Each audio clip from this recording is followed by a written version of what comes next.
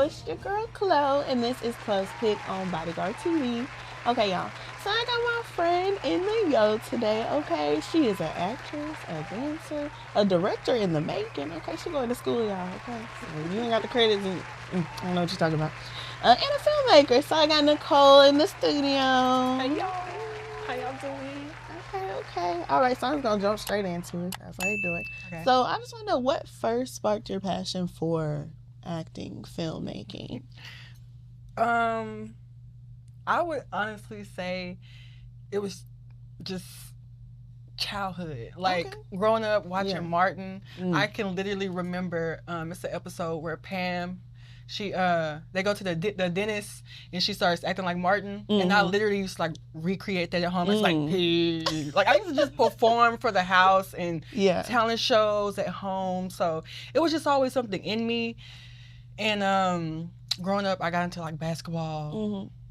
And then once I graduated high school, I kind of got back into, acting and just kept going from there. Okay.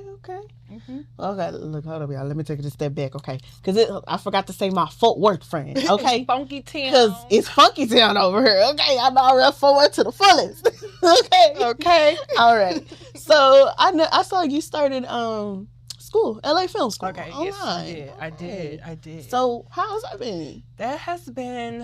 It's been great, honestly. Like, I've always kind of knew I wanted to be behind the camera as well. So just kind of with the whole COVID thing, the strike happening, and just how Tyler Perry, just everything, you have to be in control and ownership. It was just like, you know what? I just need to take this into my own hands.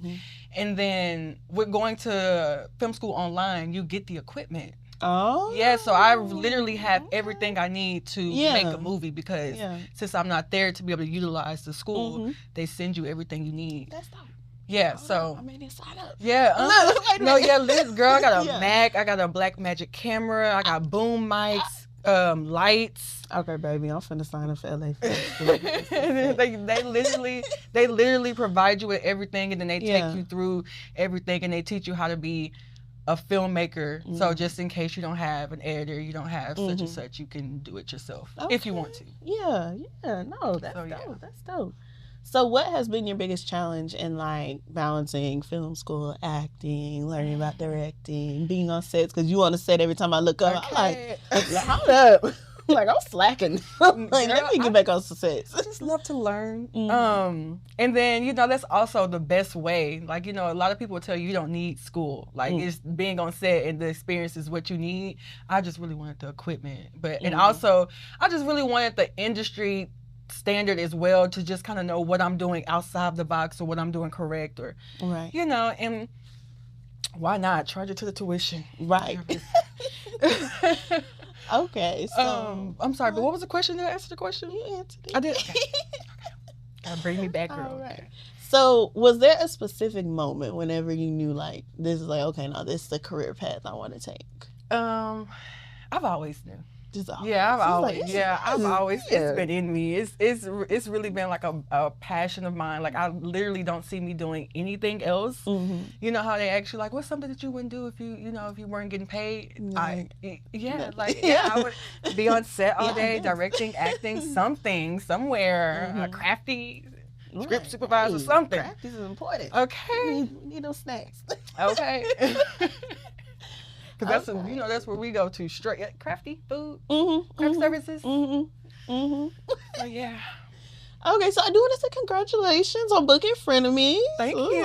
Okay, and there was Snoop. So can you tell us a little bit about your role and like what drew you to the project? Yes. So I get to play an inmate, which is I'm excited because I love to diversify my portfolio. Things, and so I'm really excited. I play a character named Janice. And she's friends to the lead character, and she just, let me just say, she's that girl. You know, when you see me, you're gonna be like, that's not her. I'll just leave it at that. When you see me, you're not gonna recognize me. And I kind of like that because I want to show your range. Yes, for sure. Yeah. Okay. Yeah. So speaking of your range, you starred in Wrong Address. We saw you, on the cover on the Tubi. You were in there with Charleston White. Another Fort Worth name. Okay. Forward to your own. Look, so what was that experience like? Like any memorable moments on set? Anything that just stuck out in the filming of that? Wrong Address, really, it was cool. Like, a lot of people ask me about what was it like filming with Charleston White, and honestly, I did not know what to expect, but he's really chill. Like, he come in, he's professional, he's really serious about, like, his character, his lines, what he's doing, like, making sure it makes sense, doing, you know, like, really pouring into his character. So I appreciate that, because I was kind of scared on, you know, like, you know, so I appreciate that. And as far as I think it was a bigger film, the production company. I think it was like their first, second, or third film. Oh, okay. Yeah, so it was cool just working with them. We both got to learn from each other on set, so it was a really cool experience. Okay. Yeah. Oh. So you also, because I'm like, oh girl, you got the projects coming out, okay? I'm trying. So, But I'm Married, coming out April 1st. Yes, April 1st. Yeah, so tell me about that. Yeah, so I play the best friend to the lead on that, okay? Look at me, I just realized. I'm always friends to the lead, okay? Look, number 2, get to that number 1 spot on there. Right, yes. Okay, that's another thing. It's not always about the leading role. That's true. The role is what you make it, okay? You gotta make it memorable. Anyways, what was the question? Oh, But I'm Married. Yeah. But I'm Married. That's Cortez. He did his thing on that. Like, that is a so that's what was a stage play into the movie. Yes, right? yes. And I was not a part of the stage play. And the lovely actress who was supposed to have this role, she was had prior obligations. Okay. Yeah. So that's how I became a part of that. Okay. It's meant for you though. Okay, girl. I don't care how I get it, baby. You know, audition, inbox on Facebook. If I like the role and I like what you're talking about, then let's work. Let's work. But yeah, she is a bubbly no, I'm not gonna say bubbly. She's like a firecracker. She's like a sexy girl, get your life together type of friend. Yeah. So she definitely told her friend to do something that definitely kind of caused what happens in the movie to happen. But you know, that's neither here nor there. Okay. I stick behind my girl Sandra. That's her name, Sandra. Okay, Sandra. Yeah. Okay, so in all the roles you've played, like so far across your whole career, what has been your most challenging role? My most challenging, honestly, I was gonna say The Wrong Address, and that's only because how I got that role. I originally didn't have the lead role, and I got the role. Like, it's a long story, but I had to do what I had to do to, like, dive into that character. And, you know, this is why going to acting classes is important, and really, like, standing your, even if you can't afford to go to classes, like, there's so much free stuff online. Oh, yeah. Reading monologues, you know, like, so much stuff to working on dialect. Like, there's so many things to work on, but just doing that helped me be prepared for that type of situation. And I don't think that's necessarily just in independent film. Because, you know, I hear all the time, like, Tyler Perry would throw 5 pages on you right before you go out, and you need to, you know what I mean? So, so either way, so I would say that, but also I would say it was my first lead role, which was in this movie called Beneath the Scar.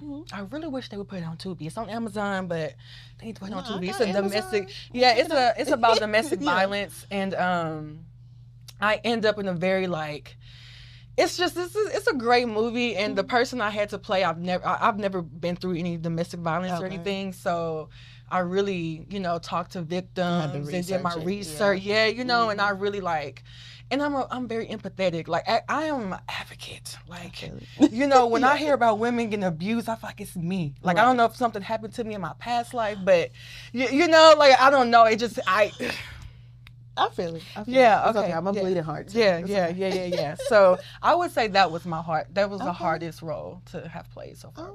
Her name was Samantha. Oh, okay. Yeah. All right, Samantha. Beneath the Scar, Amazon Prime now. Okay. So I know you say you like diversifying your portfolio with, like, different characters, but do you prefer playing characters that are, like, closer to, like, you, or do you prefer like complete opposite of you? I don't mind, but I like a challenge. Okay. I like a challenge. So and I feel like every character is we all we all got those you know what I mean, like my boyfriend tells me that he knows I would play crazy well, and I don't know how to take that. Right, like wait a minute. But at the same time, right, I'm at the same time like I agree, I do too. Okay. I think so too. I think I could play crazy, which is another reason why I love acting, because we get to just explore all these thoughts. Like people have thoughts, and so I feel like as actors we get to express those within different characters. So as long as it's nothing like mental health wise, I don't think I want to play with that, because right, you get stuck there. Yeah. Get stuck there. But then there's also different ways of preparing. You can substitute and not think of it as so whatever. For sure. Okay, so I saw you were working as director's assistant with Kershawn Jones. Q and Coda. Yeah, Q and Coda. Shout out him. So what's something about directing that surprised you? Something about directing that surprises. Something about directing that surprised me, I would say it would be, honestly, how chill it is. Like, I don't know what, I guess I maybe thought I got directing and cinematography confused. Probably. Yeah, you know what I mean? And as a cinematographer, that's the work. Because I'm also interested in that as well. When I was on set as a director's assistant, I was also, I'm right. Looking everywhere, Yeah, and I just see him doing a lot of camera work, and I was just like, oh, Lord. That's a big camera. That's a lot of walking around and running around, but at the same time, I work out every day. I'm a tomboy, so yeah, I would honestly say just how chill it is. And like, even though I'm an actress, it's not so much about directing actors, it's about telling the vision of the film. And I think that's the most exciting part to me, is to just kind of create this film and see how people perceive it. Okay, yes.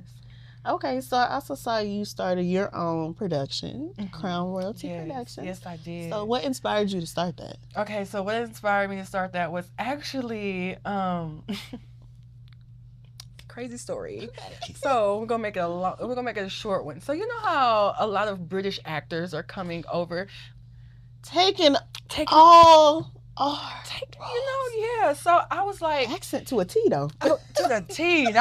Their training is on point. Okay, you can't be mad at it, right? You can't be mad at it, like So, I'm single. I don't have any kids or anything like that. When I say single, like I don't have kids and like obligations like that. So, I decided that I wanted to go study abroad. Like, okay, let me go study and see what y'all doing over there. Let me go get y'all training. Because I heard it's different and a little, So I started to do a talent show in order to raise funds to do that, right?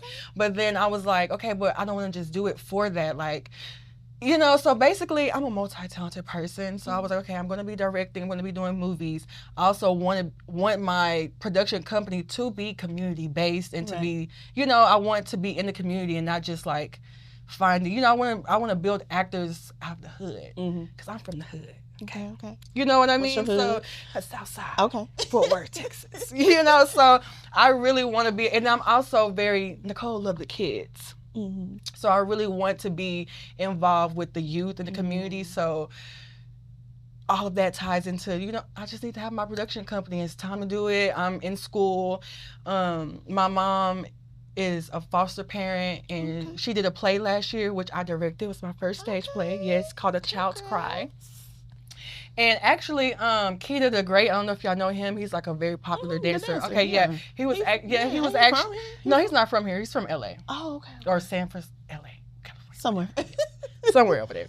But he was actually the lead in the stage play, and it was my first time directing.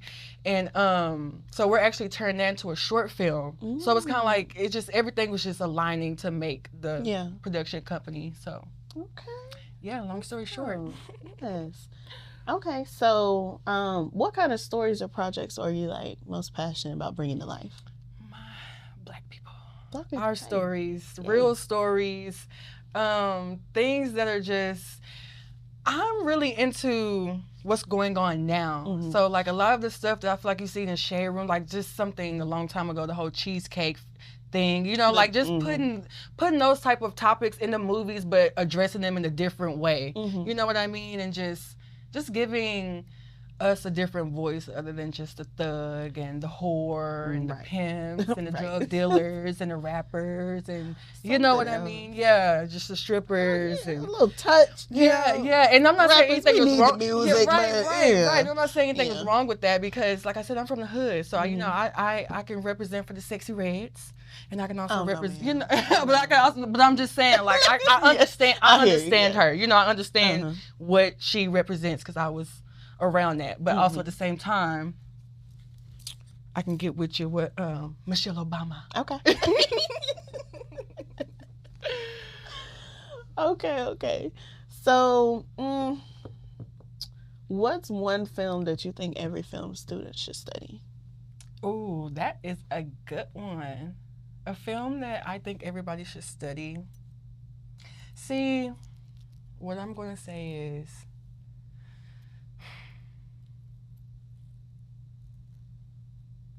it's so quiet in here. Like, we need background music. I'm like, it's so quiet. Okay, that's a good question. See, honestly, I'm going to say before I say my choice, I'm going to. This is another reason why I went to film school is because also I want to learn how to view movies in a way of a director and stuff. And so now like learn medium shot, long shot, knowing these things when I watch movies, I'm kind of like, oh, okay, I see what they did there. Oh, I like the light. You know, I'm able to pay attention before I was just watching for entertainment purposes or acting purposes. So I'm just going to say my favorite movie is Love and Basketball. That's my favorite movie. And then I'm going to also say Love Jones. I love the cinematography in that movie. I love the scoring in that movie. That's something I just watched recently that I can be able to say, like, you know, I can pay attention. But, yeah. Okay. Yeah. All right. So let's switch over into the dancing side of Nykol. Okay.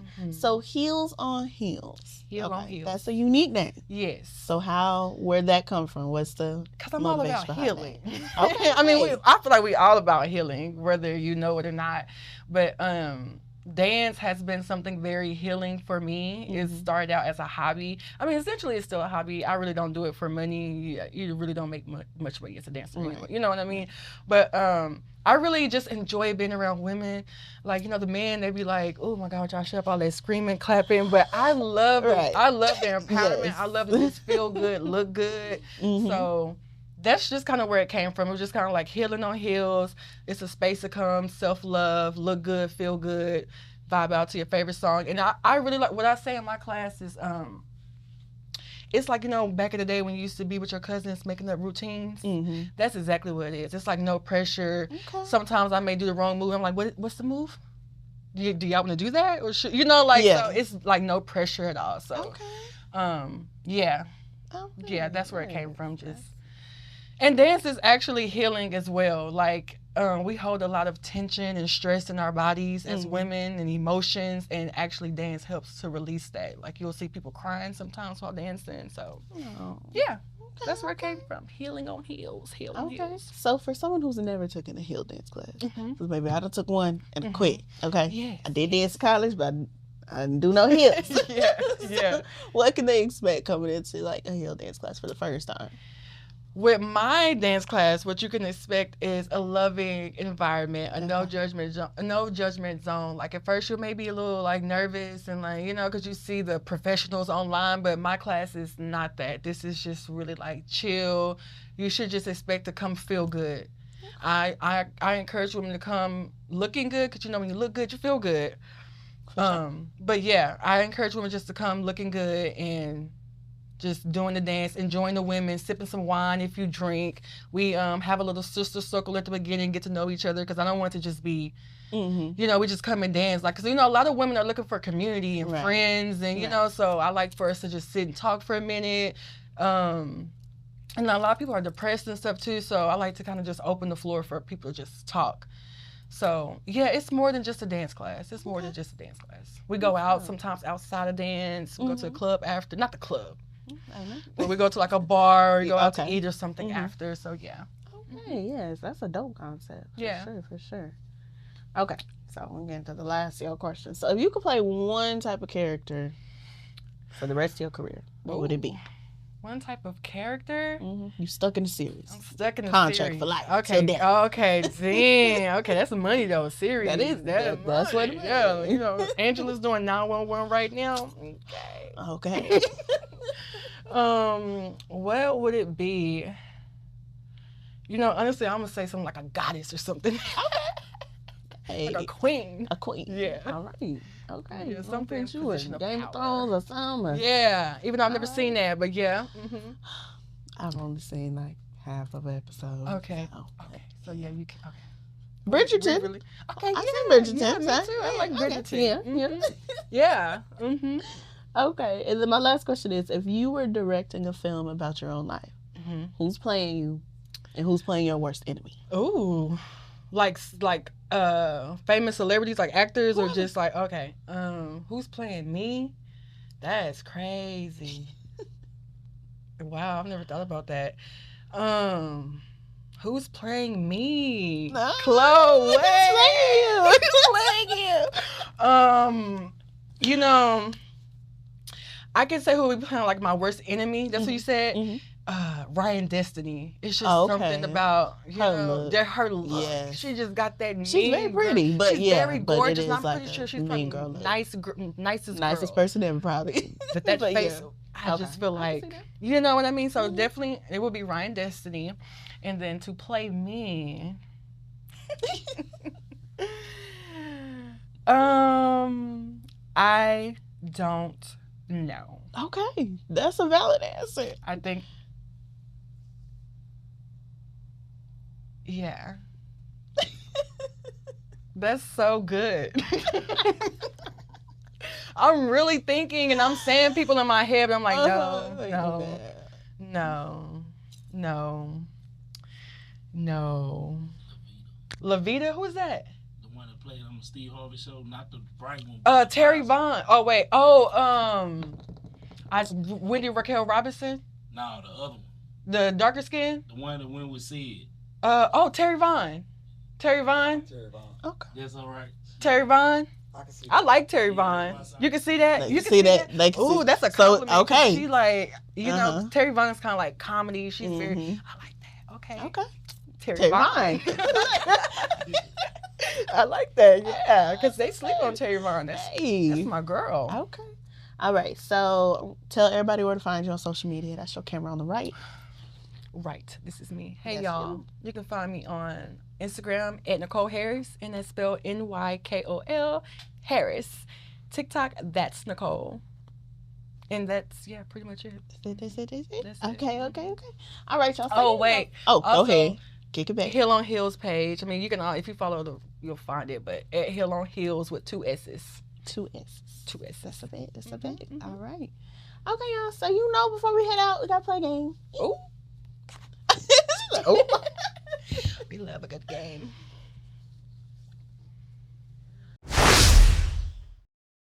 Okay, y'all. So, it's game time. So, we're bringing back category countdown, okay? So, pretty much the way it works is baby's going to say a random category, and we're going to go back and forth and try to name as many things out of that category as we can. But whoever's time runs out first loses that. Okay. Right. So, first 1 to 2.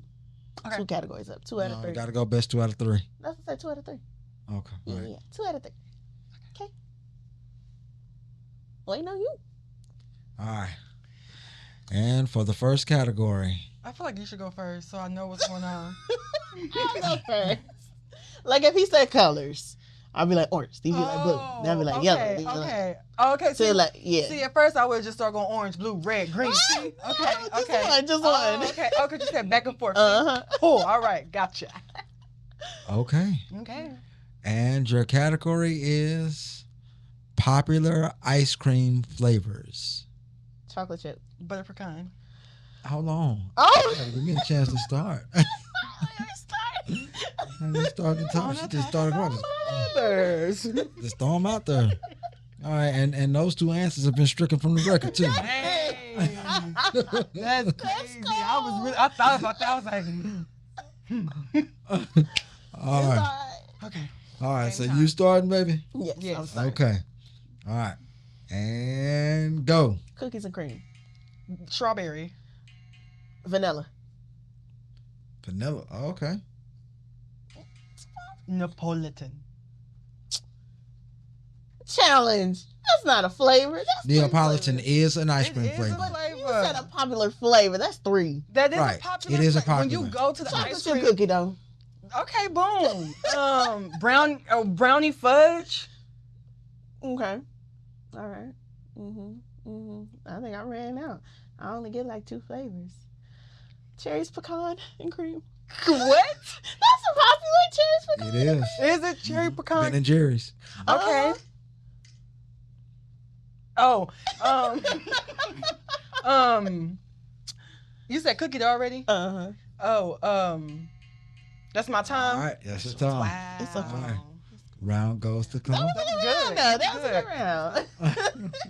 What's good? All right. Next one. All right. And for your next category, let's go. No, that was gonna be too hard for me. You look like you was about to say something. I'm sorry, his face. Countries in. Like what? Countries under the equator. Yes, please no. No, let's go. Since you want to be geographical and funny. I don't want to be She geographical. don't want to be. We don't want to be. No, Are you trying to embarrass me? Trying to embarrass me? Let's not do that. Oh man. Okay. All right. It's okay. I'm down. We're gonna do possible cake ingredients. Edible ingredients. Okay. All right. All right, ready? Yes. Who's starting? Yeah, she can go first. Okay. You starting? All right, cool. And Eggs. Flour, Milk. butter, Sugar. vanilla extract. Cake batter. I mean, Excuse me. the timer doesn't stop when you laugh. The actual cake batter. Your time is going. I would need you to go. Oh, okay. So that wasn't the answer? That's crazy. Okay. I was serious. Got the focus out here in these streets. Okay. No, for real. Okay. All right. Cake ingredients? You gonna run it back or what? We doing? Yes, I think we should run that back. Give us a new category. Yes, please, because wait, what? How is cake batter a cake ingredient? Nah, for real. What you say? You can only say so many out there. You name the first name. Right, exactly. That's how I was Right. like. And that's what I'm picking stuff that. Baking powder. Okay. Cocoa. You could have said chocolate chips. See, yeah, I was thinking about just a plain cake. I guess I wasn't thinking flavors. You right. I bake though. Oh, Okay, y'all. We're gonna run a bonus round, y'all. Okay, Come please help All right. the girl out. Popular restaurant sides. Okay. Okay. All right. All right, she go Okay. first. Okay. Mashed potatoes. He didn't start yet. You gotta Oh, wait for the beat. damn. That's Mashed out. potatoes is Damn. accepted. Oh, okay. I can Mac and cheese, Mac and cheese, corn. corn, dumplings, dumplings, Green beans. green beans, greens, Yams. baked potato, Bread. Biscuit. Roll. Just. I'll take it. okay, sweet potato fries. Ooh, that sounds good. That does sound good. I want some. Spinach. Hash brown casserole. Eggs. I'll take it. If it's breakfast.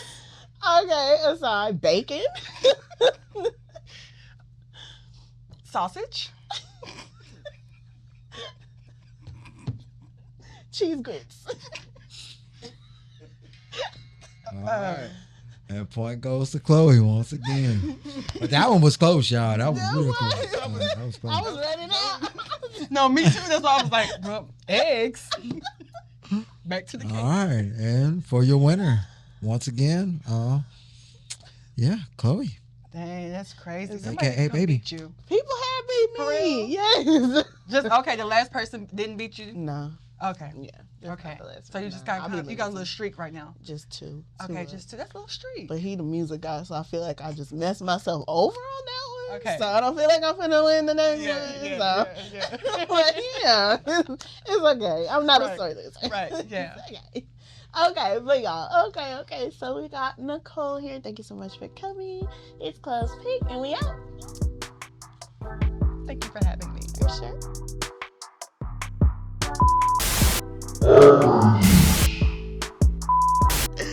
All right, y'all. If you're an artist, a singer, that's about it. And you gotta have some bars or be able to sing, okay? Bodyguard TV got some mic drops going, so you need to tap in with the Bodyguard and get your green screen mic drop, because ain't nobody doing it like he doing it. Okay? Okay.